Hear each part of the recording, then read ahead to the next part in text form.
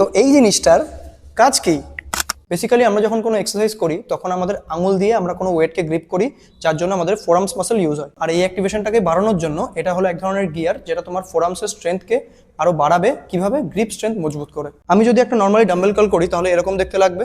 এবার এই জায়গাতেই যখন তুমি এটাকে ইউজ করবে, এই ফাঁকাটাতে এটাকে লাগাতে হবে। আরে কি অবস্থা, যখন ভিডিও করতে নেব তখনই কোনো একটা কাজ ঠিকঠাক হবে না। ঠিক আছে, তো ব্যাক এগেন, এই যে আমি লাগিয়ে ফেলেছি এটা। যখন আমি এভাবে কার্লিং করব এটা লাগিয়ে, তখন আমার এই ফোরামসের, দেখো এই জায়গায় হাতটা কতটা এখনো ফাঁকা রয়েছে, এটাতে কি হবে? ফোরামসের অ্যাক্টিভেশন বেড়ে যাবে। যখন তুমি কার্লিং বা যে কোনো আদার এক্সারসাইজ করতে যাবে তখন তোমার এই ফোরামসের ফ্লেক্সার আর এক্সটেনশন পার্টটাকে বেশি কাজ করতে হবে ওয়েটটাকে লিফট করার জন্য। যদি তুমিও চাও তোমার গ্রিপ স্ট্রেংথ আরো মজবুত হোক আর তোমার ফোরামস আরো স্ট্রং হয়ে যাক,